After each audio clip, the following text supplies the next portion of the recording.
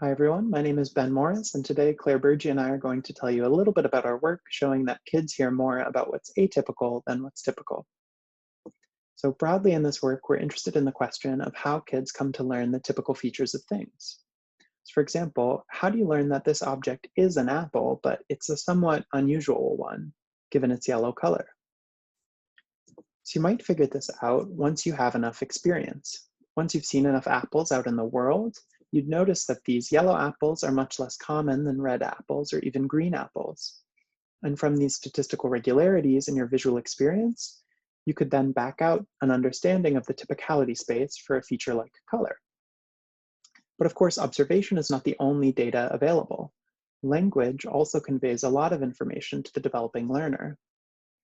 And having this kind of additional information might be crucial for very young children who have limited observational experience, or for categories where observation itself is more rare. And we know that language can enable learning about the world, even in the absence of visual experience. Data from kids and adults born congenitally blind show that they're able to acquire visual words and make semantic judgments much like their sighted peers. And computational models that are trained solely on the statistics of language alone are able to recover a surprising amount of semantic information.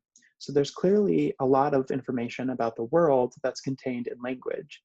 But we wanted to ask how language conveys this kind of feature information in its statistical regularities and structure, even for a category like apple. Now, evidence from production studies in the lab would suggest that feature information in language might be distributed very differently from how it's distributed in the world. That's largely because when you see an object like this, production studies tell us you'd very likely describe this object as an apple, without any description of its features. Precisely because this apple is so typical, it can go undescribed in language. And that's in contrast to an object like this. Here, you might be much more likely to spontaneously describe this object using a color adjective, calling it a yellow apple. And these kinds of choices allow us to communicate efficiently. We could have described the red apple as such, but doing so might have felt redundant or overly informative. But instead, we can use description only when it's relevant or necessary. And this sort of straightforwardly predicts that while you might see many more typical looking red apples in the world, you'll only rarely hear them described as such. Whereas when you do encounter these atypical apples, you might often hear them described. And as a result, language would convey more information about these atypical features than typical features. And so typicality information in language would be structured very differently from how we think it's structured in the world. But crucially, this kind of language pattern rests on world knowledge. In all of these cases, you can skip out on describing the apple, but only because you can likely assume that your interlocutor will assume the apple is red. So what happens when you're talking to someone without such world knowledge, such as a young child? Perhaps language is used quite differently.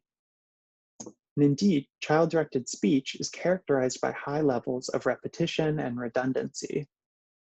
And parents do calibrate some aspects of the way they speak to align with their child's developing knowledge. So perhaps child-directed speech conveys feature information really differently than typical adult speech would.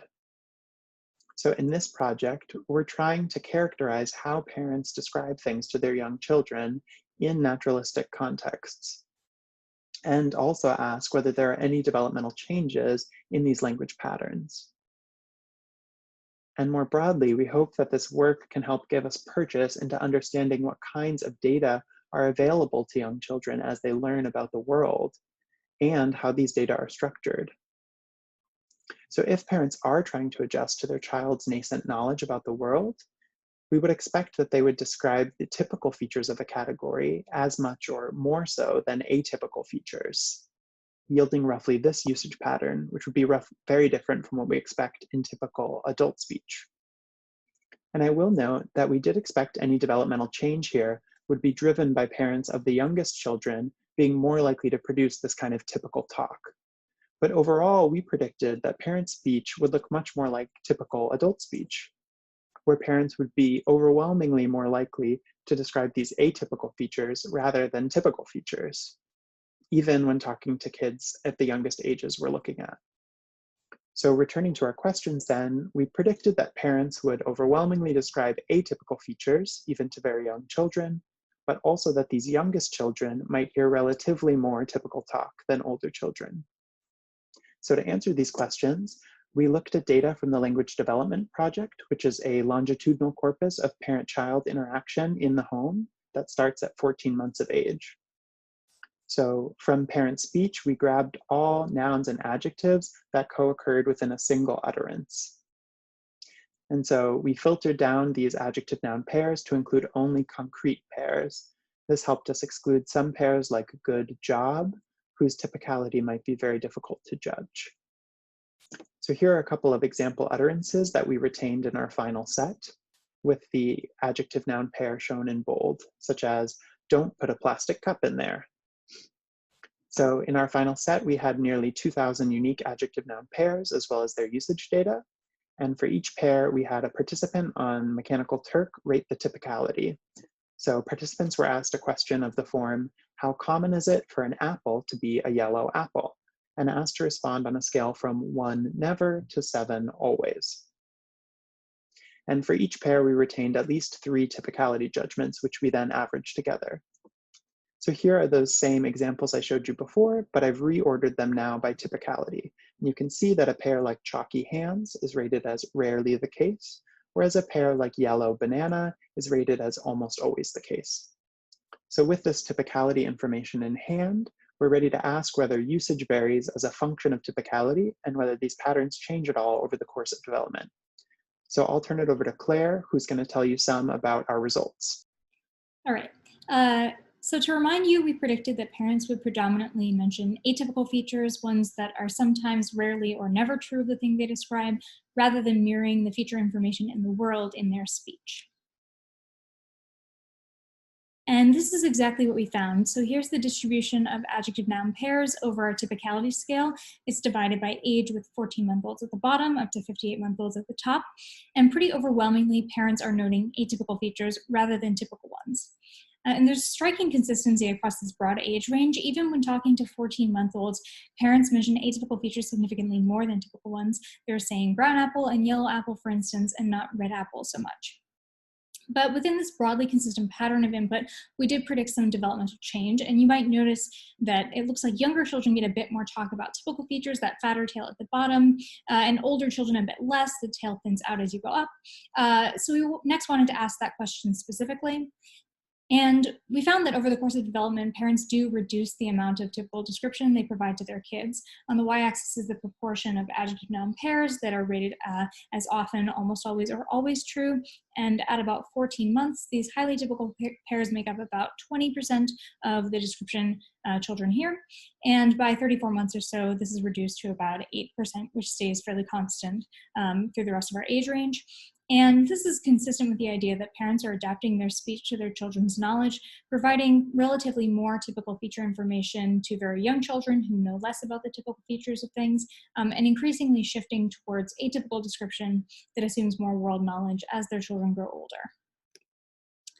So overall, we found that children predominantly hear about atypical rather than typical features of things. And this pattern is consistent across the 14 to 58-month age range. But within this broader pattern, there's a developmental shift. The youngest children hear more description of typical features, and this typical description drops off as children grow. So given this language environment, children can't extract feature information from language in the same way they would extract it from the world. So we wanted to push this question a bit further. How might children extract typical feature information from language? Well, one possibility is that children are using broader statistical regularities in language to learn about the typical features of things. And so far, we've examined direct co-occurrence of nouns and adjectives in a sentence, like saying yellow apple, but perhaps children can use other regularities in language to constrain their inferences. Some researchers have suggested that children and adults may use direct and then later indirect co-occurrence to structure semantic knowledge. So we wanted to see if a model that uses indirect co-occurrence to infer word meaning could extract typicality information from child-directed speech. And one such model is word2vec. So we trained word2vec on our parent-child interaction corpus, LDP, and we also used a version of word2vec pre-trained on Wikipedia. And given that LDP is small, we think that the LDP model will likely underestimate the structure and language available to kids, and the Wikipedia model will likely overestimate it. Briefly, word2vec is a model of distributional semantics that uses indirect co-occurrences between words to infer a semantic space. So words that occur in similar sentential contexts in a corpus will be represented as similar in the space. And ideally, this means that words with similar meanings are represented as similar by the model. And prior work has shown that these models generally do capture some information that's also expressed in human semantic judgments. And so do our models in particular. So here I'm showing correlations between the model's similarity judgments and human similarity judgments of word pairs. These are WordSim and Simlex, sets of word pairs within part of speech categories that were rated for similarity or relatedness by human raters. And the Wikipedia trained model captures these judgments pretty decently, and our LDP trained model captures them more weakly, but still somewhat. So knowing that these models capture some information about human semantics in general, we next asked how well do they capture typicality information in particular? That is, did they judge typical adjective-noun pairs to be more similar than atypical ones? So to simplify this problem somewhat, we constrained our test set to nouns that occurred in our corpus with at least one high typicality adjective and one low typicality adjective. Here are some examples. So again, these typicalities were judged by our human raters, and an example is red. Apple occurred with both red and brown, and people judge red to be highly typical of apples and brown to be atypical of apples.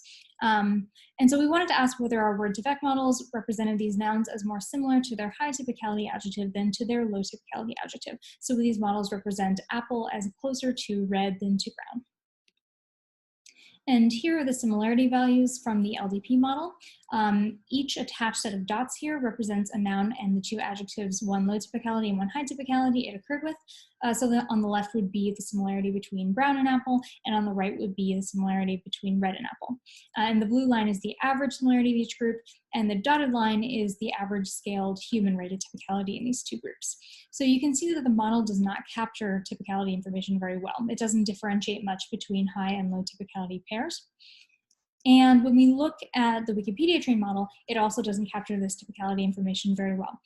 So this is information that we know kids do learn eventually, but it's not readily available in the direct co-occurrence of nouns and adjectives, as we showed before.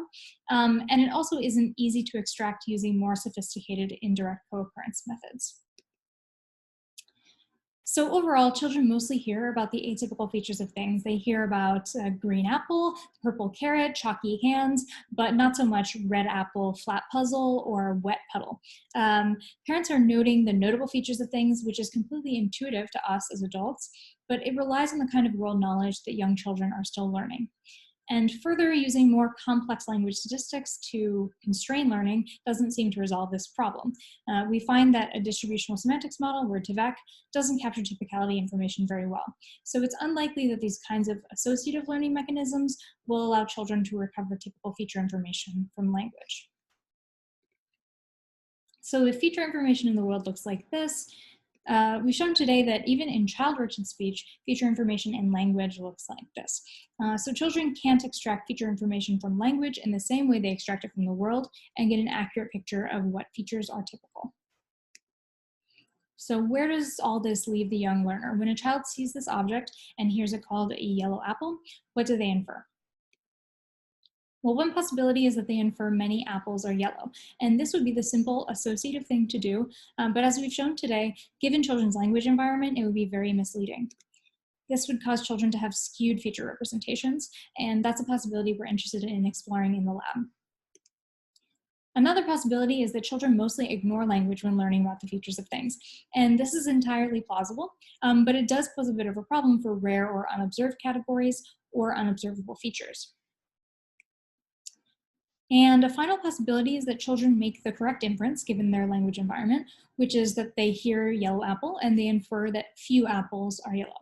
To do this, perhaps they could use non-linguistic cues that come along with typical or atypical description, syntactic cues like prenominal versus non-prenominal adjective use or generics, or they could use broader pragmatic abilities that allow them to infer that a noted feature is notable. So we're working now to test some of these predictions to better understand how children use language to learn about the features of things.